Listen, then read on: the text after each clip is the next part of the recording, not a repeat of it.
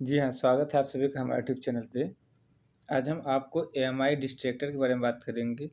आप सभी को जानकारी में है कि जो एएमआई होता है, जो associate membership institutions of engineers होता है, इस तरीके के मेंबरशिप प्रोग्राम पहले के समय में खूब होते थे। पिछले लगभग 100 सालों में भारत में काफ़ी होते थे। जैसे कुछ संस्थाएँ यहाँ पे हैं, institute of engineers, institute of electronics and telecommunication, institute of mechanical engineers, इसी तरीके के एरोनॉटिकल, सिविल और अलग-अलग ब्रांचों के काफ़ी प्रोफेसर सोसाइटी थे, उन सब की एजुकेशन होते थे।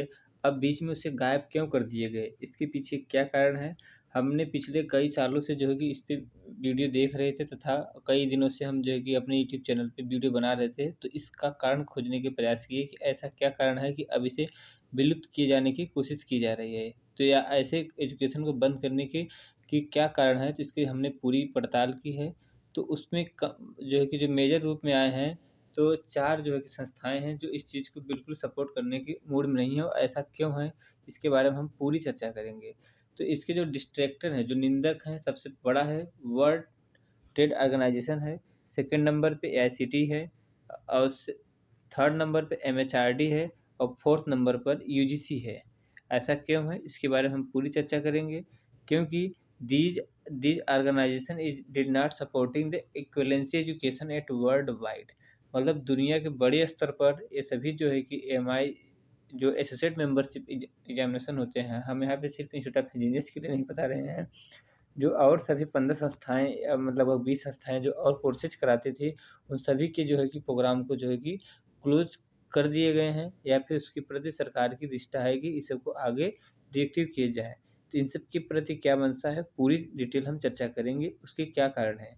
क्योंकि हालाँकि सभी बच्चों का ये कहना होता है कि बिना वजह बताए जो है कि सरकार ने बंद कर दी है। हालाँकि सही बात है, पब्लिकली कोई डिटेल्स नहीं बताई है सरकार ने, फिर भी मैंने उस चीज़ को खोजने की प्रयास किए हैं। उसके बारे में यहाँ आपको पूरी डिटेल्स मिलेगी। अगर आप एसोसिएट मेंबर हैं, उससे जुड़े हुए हैं, तो आप ज़रूर इस चैनल को सब्सक्राइब करें, आपको बेटर से बेटर जानकारी मिलेगी। सबसे पहले मैं आपको बता दूँ कि यह एक फ़ाइल है, जो एमएचआरडी की फ़ाइल है, 2011 के आसपास की फ़ाइल है, ओके। तो इसमें क्या है, नेशनल क्वालिफ़िकेशन फ्रेमवर्क बनाया जा रहा था एमएचआरडी में, ओके। तो इसमें क्या है, आप मैं आपको ध्यान दूँ, national higher education qualification framework तैयार किया गया था। उसमें एमएचआरडी ने इस बात के लिए बोले कि इक्विवेलेंसी, ध्यान से देखिए, आपको यहाँ बता देते हैं कि पूरा पढ़िए ध्यान से। तो इसमें दिया है world trade organisation recommend only university level degree. World trade organisation क्या है? वर्ल्ड ट्रेड ऑर्गेनाइजेशन क्या होता है? इंटरनेशनल लेवल पे क्या होता है, जो बिजनेस के जो है कि संगठन है, वह जो है कि रिकमेंड की कि जो हमारे बिजनेस में जो एम्प्लॉई आते हैं, वो यूनिवर्सिटी डिग्री ही आना चाहिए, जो इक्विवेलेंसी वाले एजुकेशन के ना आए, ओके। ये जो व्यूज है एमएचआरडी मीटिंग में साफ बात का प्रूफ मिला, ओके। इसका डिटेल्स हम आपको नीचे लिंक में दे देंगे, आप उस पूरी फाइल को पढ़ लेंगे तो आपको पूरी डिटेल्स मिल जाएगी कि हाँ, एमएचआरडी ने ऐसी मीटिंग की थी और इस चीज़ को जो है कि क्लोज करने के लिए क्या एजेंडा बनाई थी। एक संगठन है एमएचआरडी में cab.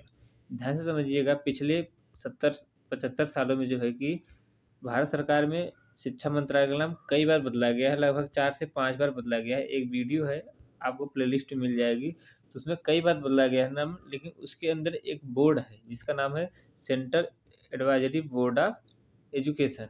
Advisory board of education, जो कि उसका नाम वही है, वही बोर्ड जो है कि पिछले 70 सालों से सेम आती आ रही है। तो जो मेन एजेंडा होता है वही पास करती है।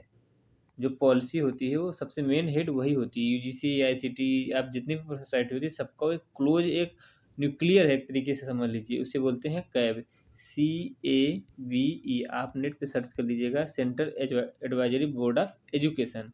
ये जो है कि सबसे पहले बनाई गई थी एग्रीकल्चर, डिफेंस और तमाम चीज़ों के लिए बनाई गई थी, लेकिन ये बेसिकली इस समय जो है कि एमएचआरडी की न्यूक्लियर है, मतलब एक तरीके से इसका नाभि में समझ लीजिए, ओके। उसके इर्द गिर्द आपकी यूजीसी, एआईसीटी और तमाम बॉडी जो है वो है, ओके। तो इस तरीके से हाँ, आप ध्यान से देखिए, अब मैं बता देता हूँ। तो एमएचआरडी जो है कि एक फ्रेमवर्क तैयार कर रही थी 2011 के आसपास में, नेशनल एजुकेशन, ध्यान से देखिए, नेशनल एजुकेशन क्वालिफिकेशन फ्रेमवर्क।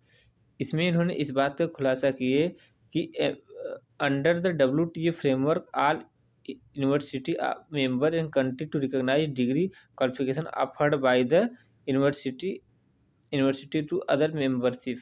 तो इसमें पूरी डिटेल्स आप पढ़ेंगे तो आपको यहाँ पे मिलेगा यूनिवर्सिटी लेवल पे जो कोर्सेज होगा सिर्फ वही वही जो है कि चलेंगी, बाकी इक्विवेलेंसी नहीं चलेंगी।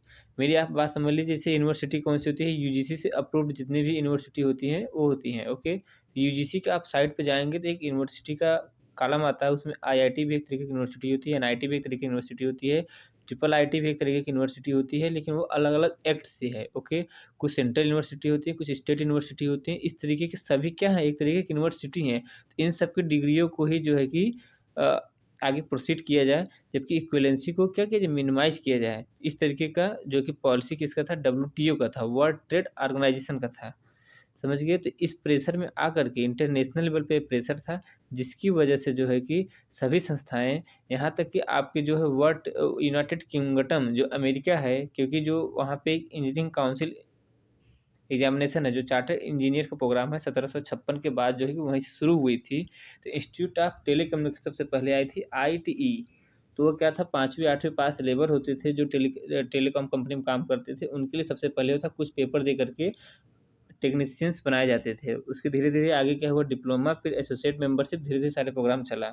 तो लंदन के जो लोग थे, बाकी जो क्या हुआ, जब पूरी दुनिया पे राज किए तो वो सभी सोसाइटी, उनकी लगभग 35-40 सोसाइटी थी, पूरी दुनिया में फैल गई। तो उसी तरीके से भारत में भी काफ़ी संस्थाएँ फैल गई, mechanical engineer, civil engineers, electronics engineers, इस तरीके से काफ़ी सोसाइटी आ गई। तो वहाँ पर भी लंदन में भी ये जो है कि एसोसिएट मेंबरशिप प्रोग्राम बंद कर दिया गया। Chartered engineer apprentice practice course होता है बस वहाँ पे, जबकि इक्विवेलेंसी कोर्स बंद हो गया। तो सबसे पहला मेरा टारगेट बताने का मतलब था, ये जो एजुकेशन है, इस एजुकेशन के पीछे इंटरनेशनल लेवल पे हाथ है। आप समझ गए होंगे इस बात को पूरी। One more thing you read about WTO recognition standard. WTO minimise the all vacancy courses को क्या मिनिमाइज करने के लिए बोली है। सेकंड चीज़ है, all international organisation are much confuse how many equivalency course in every country.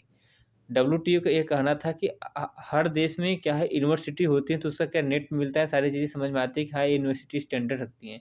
लेकिन अलग-अलग देशों में बहुत सी ऐसी संस्थाएँ जो आ गई, जिसे बोलते हैं ना मशरूम की तरीके से। ओके, तो इसलिए जो है कि वो काफ़ी कन्फ्यूज़ थी।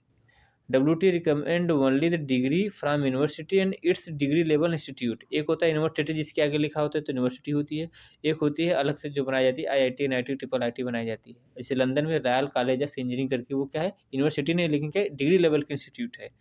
ओके, इस तरीके से क्या है कि chartered engineer of London is only giving the CDP continuous development programme दे रही है। Okay, engineering council London close the charter engineering examination in 2011।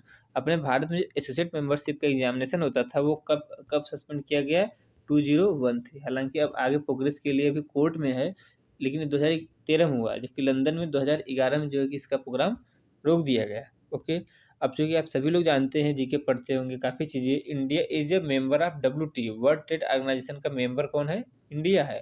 तो उसे भी चीज़ों को फॉलो करना पड़ता है। उसमें क्या है, अब इंडिया फॉलो करेगा तो इंडिया एक क्या यूनियन ऑफ इंडिया है, उसमें अलग अलग डिपार्टमेंट होते हैं रिक्रूटमेंट के, जैसे यूपीएससी हो गया और डीओपीटी हो गया। जो सेंट्रल लेवल पे ग्रेजुएट लेवल पे फॉर्म भरते हैं तो उन्हें इस चीज़ का पूरी जानकारी होगी। यूपीएससी और DOPT, department of personal and training, जो सेंट्रल एम्प्लॉय होते हैं वो इसी का सर्कुलर फॉलो करते हैं। तो उन्होंने क्या किया, अपना इंटरनल सर्कुलेशन निकाला, क्या है, अवॉइड इक्विवेलेंसी का, इक्विवेलेंसी को जो है कि कम से कम यूज किया जाए। इसकी डिटेल हमने कई वीडियो में, अलग-अलग वीडियो में दिखाया हुआ है, पीडीएफ भी दिखाया हुआ है कैसी-कैसी मीटिंग हुई थी, लेकिन हम यहाँ पे आपको इंटरनेशनल लेवल पर दिखा रहे हैं। सेकंड चीज़ आते हैं, ध्यान से समझिए कि जो कैड है, centre computing development and advance computing centre for development advance computing, हुआ क्या, एमआई एजुकेशन को डिलीट कर दिया एजुकेशन, हायर एजुकेशन लेने के लिए। मतलब 2013 या 14 का अगर आप देखेंगे ध्यान से उसकी एलिजिबिलिटी, तो उसमें एमआई देता था, लेकिन अब उसमें कहीं नहीं दिखता है। आप समझ गए, इस तरीके से पूरी दुनिया में एसोसिएट मेंबरशिप के जो एग्जामिनेशन होते थे वो रोक दिए गए हैं। एकमात्र जो अभी चल रहा है रनिंग में, वो बांग्लादेश में चल रहा है। उसके कारण क्या है मैं आपको बता देता हूँ। इन बांग्लादेश ओनली ओपन यूनिवर्सिटी, एक ही ओपन यूनिवर्सिटी है जो नॉन टेक्निकल के लिए प्रोग्राम चलाती है, और वो कौन सी, इंस्टीट्यूट ऑफ इंजीनियर्स बांग्लादेश के नाम से है। और वो क्या है कि उसका कोई कंपटीटर नहीं है, क्योंकि इंडिया में क्या है, अगर आप इंडिया से तुलना करें तो क्या इंडिया में 50 सोसाइटी से ज़्यादा है, जबकि वहाँ पे क्या है, सिर्फ आपका सिंगल और अकेला है। सेकंड चीज़ समझिए, जो ये है इंस्टीट्यूट ऑफ इंजीनियर्स बांग्लादेश है, वह अपने 4 यूनिवर्सिटी वहाँ के गवर्नमेंट इंजीनियरिंग कॉलेज है, टेक्निकल यूनिवर्सिटी उससे कनेक्टेड है। तो वो भी डिग्री क्या है यूनिवर्सिटी लेवल की है। जैसे मान लीजिए अगर आईईआई 125 सेंटर हैं, 125 सेंटर अगर हैं तो इस 125 सेंटर क्या अलग-अलग स्टेट में है और 125 सेंटर है, ओके। तो उस तरीके से क्या है अलग-अलग एनआईटीज़ कनेक्ट हो जाए या आईआईटीज़ कनेक्ट हो जाए, मतलब पढ़ाई-लिखाई प्रैक्टिकल पूरा का पूरा वो पूरा ले ले। मतलब डिग्री पे भी लिख के आए कि आप स्टडी यहाँ की हैं। ऐसा भी क्या होता है कि सारी चीज़ें आईआई की छपती है, भले वो कहीं भी कराए, लेकिन वहाँ पे नहीं लिखता है। तो इस तरीके से मैं बता दूँ इंस्टीट्यूट ऑफ इंजीनियर्स जो होता है बांग्लादेश का, वो अपने 4 गवर्नमेंट यूनिवर्सिटी से फुल्ली कनेक्टेड है। पढ़ाई-लिखाई, प्रैक्टिकल सारी चीज़ें कराती है। ये सिर्फ़ क्या है एग्ज़ाम कंडक्टिंग एजेंसी है। जबकि आईआई क्या है आपको सर्टिफ़िकेशन से लेके सारी चीज़ें देती है, सिर्फ़ हेल्प लेती है प्रैक्टिकल कराने के लिए आईआईटी, एनआईटी का। ओके, तो इस तरीके से आप पूरी बात समझ गए होंगे। तो ये क्या है इंटरनेशनल लेवल पे प्रेशर है। तो सबसे पहले हमने आपको समझा दिए वर्ल्ड ट्रेड ऑर्गेनाइजेशन की। सेकंड समझाते हैं अब इस तरीके से जो प्रेशर है तो एआईसीटी ने क्या किया 2010 में इस चीज़ों का इक्विवेलेंसी देने से डिसीजन को क्या किया पॉलिसी को रोक लगा दिया। और वही चीज़ आपको 17 में देखने को मिलती है जो पब्लिक नोटिस आई हुई है एआईसीटी की, उसमें मिलती है। और अब अगर आप कोई न्यू कोर्स के लिए बोलते हैं कि हम एक ऐसा डिज़ाइन कोर्स कर रहे हैं जो कृषि ग्रेजुएट होगा तो एआईसीटी सीधा बोलती है कि in present time we are not providing any equivalency of qualification of RTI में यही पूरा कट पेस्ट होकर आपको आंसर मिलता है। हमने इस चीज़ का कई बार लगा कि आपकी कोई प्रेजेंट पॉलिसी है तो सीधा बोलता है कि नहीं है। ओके, तो 2000 एआईसीटी ने 2010 में किया। ठीक इसी का रिकमेंडेशन एमएचआरडी फॉलो करती है। ओके, तो एमएचआरडी में जो था एक हाई लेवल कमेटी थी जो सभी मेंबरशिप एजुकेशन को क्या करती थी ये रिकमेंड करती थी और रिकॉग्नाइज देती थी। जितने भी आपका जो है कि इसका नाम पहले क्या था बोर्ड ऑफ असेसमेंट था, board of assessment okay for essential qualification.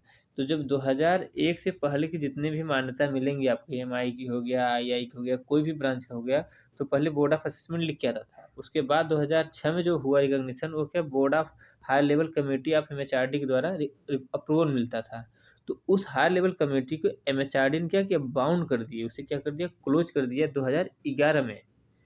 Okay, तो जब ये 2011 में इसे क्लोज कर दिए गए तो उसका फाइनल क्या हुआ आगे अप्रूवल का कोई साधन नहीं रहा क्योंकि पूरी कमेटी को अगर आप भंग कर देंगे तो कमेटी आपको अप्रूवल कहाँ से देगी। तो एमएचआरडी ने क्या किया उस चीज़ को विथड्रॉल कर लिया 2012 के सर्कुलर से। हालांकि हमने कई वीडियो में ये चीज़ें आपको समझा चुके हैं 2012 का सर्कुलर लेटर क्या है। तो इस तरीके से क्या है एमएचआरडी ने भी अपना हाथ खींच लिया। ध्यान समझिए डब्ल्यूटीओ पहले नंबर पे, एआईसीटी दूसरे नंबर पे, एमएचआरडी तीसरे नंबर पे। जब इन तीनों ने अपनी पॉलिसी क्लियर कर दी तो 2016 में एक पब्लिक नोटिस है, आप इसे देख सकते हैं, हालांकि आपको मैं नीचे डिस्क्रिप्शन में दे दूंगा।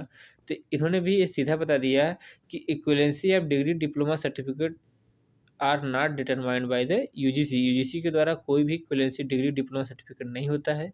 अगर कोई इक्विवेलेंसी है अगर आप हायर एजुकेशन लेते हैं तो यूनिवर्सिटी डिपेंड करेगी। अगर आप कोई कंपनी में जॉब करने जाते हैं तो उस कंपनी के ऊपर है कि उस इक्विवेलेंसी को लेना है या नहीं लेना है। तो इस तरीके का इन चारों के दबाव में जो है इक्विवेलेंसी एजुकेशन जो इंजीनियरिंग का इक्विवेलेंसी एजुकेशन होता है वो क्या कर दिया गया मिनिमाइज कर दिया गया या not supporting in present time. इसलिए क्या है कि ऐसा हो गया। तो इसका सलूशन क्या है कोई भी चीज़ का प्रॉब्लम बताने से कोई मतलब नहीं निकलता। इसका सलूशन ही है कि जो जितने भी प्रोफेसर सोसाइटी हैं सभी प्रोफेसर सोसाइटी यूनिवर्सिटी से कनेक्टेड हो जाए, यूनिवर्सिटी से कनेक्टेड हो जाए। हालांकि प्रैक्टिकल तो कराती हैं लेकिन जो है कि उसके और एकेडमी प्रोग्राम उसके सिलेबस उसके जितना ड्यूरेशन होता है उस पूरी चीज़ को फुल्ली अडॉप्ट कर ले। सिर्फ ये एग्जाम कंडक्टिंग एजेंसी रह जाए बाकी चीज़ें पढ़ाने से लेकर के सर्टिफिकेशन से लेकर डिग्री से लेकर वेरिफिकेशन से लेकर सारा का सारा क्या यूनिवर्सिटी से कनेक्टेड होगा तभी वर्क हो पाएगा। नहीं तो सभी सोसाइटी जो है कि इसी तरीके से पिसती रहेंगे एमएचआरडी एचईटी और तमाम लोगों से। तो यहाँ सलूशन हमारा बताने के लिए था। इस सलूशन को बांग्लादेश के जो इंस्टीट्यूट ऑफ इंजीनियर्स से उन्होंने निकाल लिया है। बाकी इंडिया में कोई अभी ऐसा सोच नहीं रहा है। हालांकि कुछ प्रोफेशनल सोसाइटी हैं जो यूनिवर्सिटी के साथ टाई अप लिए हैं। जैसे में आपका है IET institute of electronics and telecommunication जो है ये जो है कि ये मैं पिछले वीडियो में मैंने आपको एक एआईसीटी हंगर प्रोटेस्ट में बताया था कि उसका क्या आउटकम्स आया था। तो उसमें मैंने दिखाया हुआ था institute of electronics and telecommunication जो है कि ये टेक्नो इंडिया यूनिवर्सिटी का ग्रुप है उससे ये जो है कि कनेक्टेड हो गए। तो जो बच्चे एमआई के थे एमआईटी किए हुए थे वो बच्चे क्या है कि 6 महीने का कोर्स था, उसे करके प्रैक्टिकल दे करके और पेपर दे के एडिशनल वो आपकी बैचलर डिग्री प्रोग्राम ले सकते हैं। इसका सलूशन ये है कि जितने भी प्रोफेशनल सोसाइटी हैं, सब जो है कि यूनिवर्सिटी लेवल पे जो है कि कनेक्टेड हो ले और तभी कोई सलूशन निकल सकता है, नहीं तो ऐसे ही बच्चों का लाइफ खराब होता रहेगा। क्योंकि लगभग 10 से ज़्यादा प्रोफेशनल सोसाइटी है जिसमें 10 लाख से ज़्यादा बच्चों का करियर है और वो कोर्ट केस पेंडिंग में है। हालाँकि हम आगे आपको एक ड्राफ्ट लाएँगे, क्योंकि हम उसे मेल भी किए हुए थे आईआई को और अलग-अलग सोसाइटी को कि इस तरीके का अगर प्रोफ़ार्मा आप अपनाएँगे तभी जो है कि आप आगे कंटिन्यू चल पाएँगे, नहीं तो इस जो इसमें स्टैंडर्ड जो है कि सबका हाई हो गया है और अभी नहीं देखा जाएगा कि आप 100 साल पुराने हो, 150 साल पुराने हो। आप वर्तमान का अगर पॉलिसी फ़ॉलो करोगे तभी आगे चल पाओगे, पीछे से कुछ नहीं हो पाएगा। उम्मीद है आपको ये पूरी जानकारी समझ में आ गई होगी। आपको एक लाइन में बता दूँ कि जो इक्विवेलेंसी एजुकेशन है, इसे जो है कि रोक दिया गया है डब्ल्यूटीओ के द्वारा। उसका इफ़ेक्ट आपको आईसीटी, एमएचआरडी और यूजीसी पे देखने को मिला है।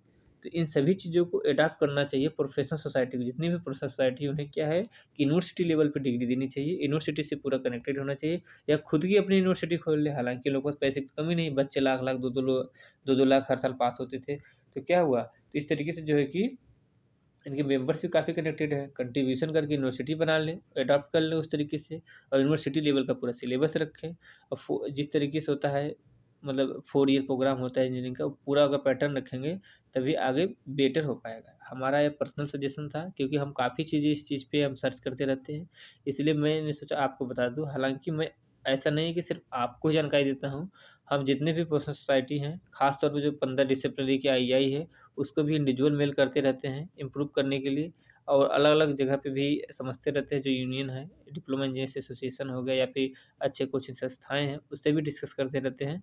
फिर भी हम आपको ये जानकारी शेयर कर रहे हैं। कोई आपकी क्या क्वेरीज़ है, कमेंट बॉक्स में आप ज़रूर बताइए। उम्मीद है आपके सवालों का जवाब ज़रूर दे सकेंगे। Thanks for watching, have a nice day. जय हिंद, जय भारत।